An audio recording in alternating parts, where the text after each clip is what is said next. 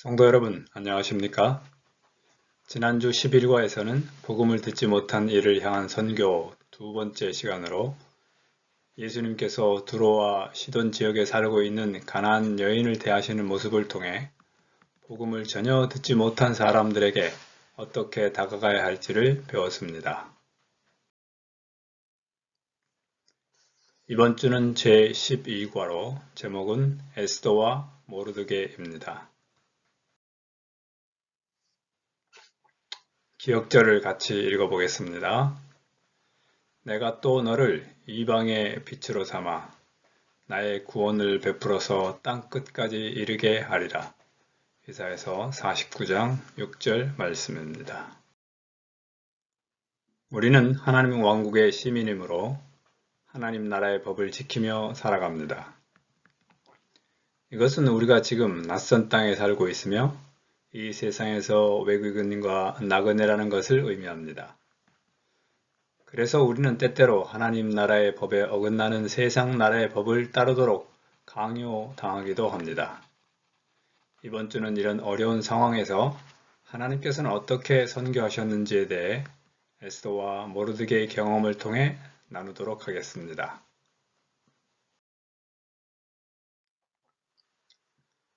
낯선 나라에서의 증인으로 삶.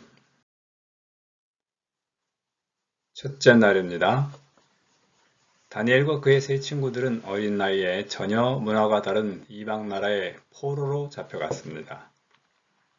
그들은 가족과 헤어졌고 하나님께 대한 신앙적인 의미를 지닌 이름 대신에 바벨론 신들의 이름을 딴 이름으로 불려졌고 이방 나라의 법과 문화를 배우고 먹는 음식이 바뀌었습니다. 그러나 이런 엄청난 변화가 가져온 불리한 환경 속에서라도 하나님께 충성하기로 결심한 사람들의 행동을 막을 수 없었습니다. 둘째 날입니다.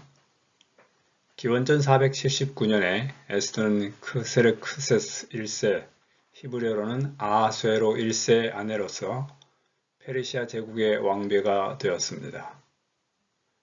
페르시아의 초대 왕 고레스가 바벨론을 정복한 후에 유대인들이 예루살렘으로 돌아가도록 허락했습니다.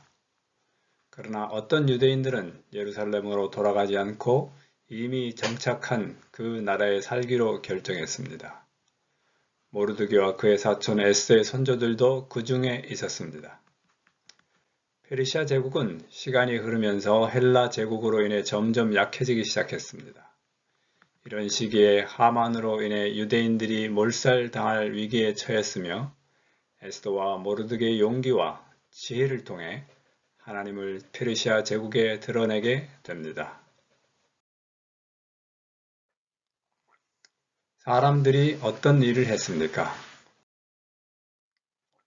셋째 날입니다. 대궐의 문지기였던 유대인 모르드게가 당시 최고의 권력자인 아말렉 후손의 하만에게 꿇지도 아니하고 절하지도 아니하므로 문제가 시작되었습니다. 성경은 왜 모르드게가 꿇지도 아니하고 절하지도 아니했는지에 대해 설명하지 않고 있습니다만 단순히 인사 정도가 아닌 종교적 예배 수준의 예의를 요구했기 때문이거나 아말렉 민족과 관련된 역사적 사건들 때문에 그렇게 하지 않았을까 추측해 봅니다.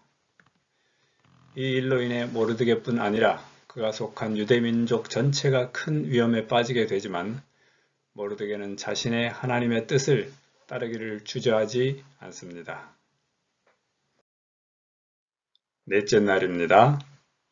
에스더는 자신의 민족을 고하지 않은 채 왕비가 되었지만 이때에 내가 만일 잠잠하여 말이 없으면 유다인은 다른 데로 말미암아 노임과 구원을 얻으려니와 너와 내 아버지 집은 멸망하리라.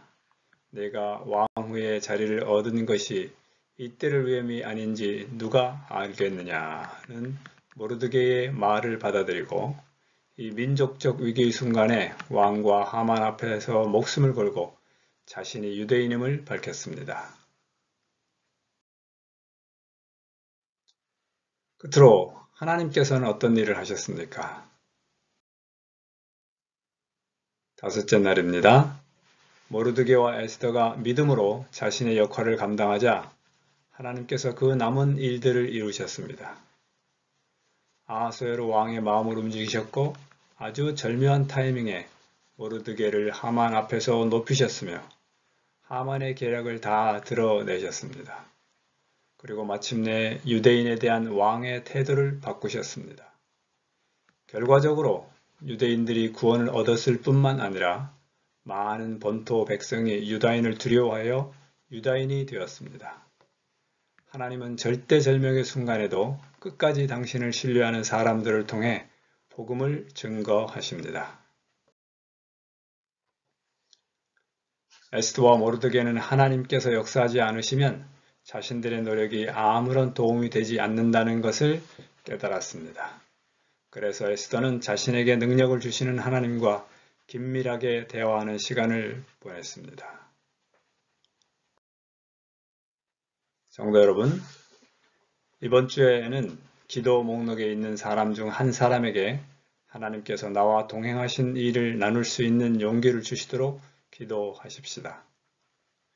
그리고 하나님께서 나를 위해 행하신 특별한 크고 작은 일을 일기나 일지에 적기를 시작해 보십시다. 그래서 그것을 차분히 살펴보고 하나님께서 적절한 때에 이러한 일들을 기억나게 하셔서 다른 사람들과 그것을 나눌 수 있도록 기도하십시다. 추운 날씨에 모두 건강하시고 하나님께서 우리를 통해서 어떤 일들로 역사하시는지를 경험하는 아름다운 한 주 되기를 기도합니다. 감사합니다.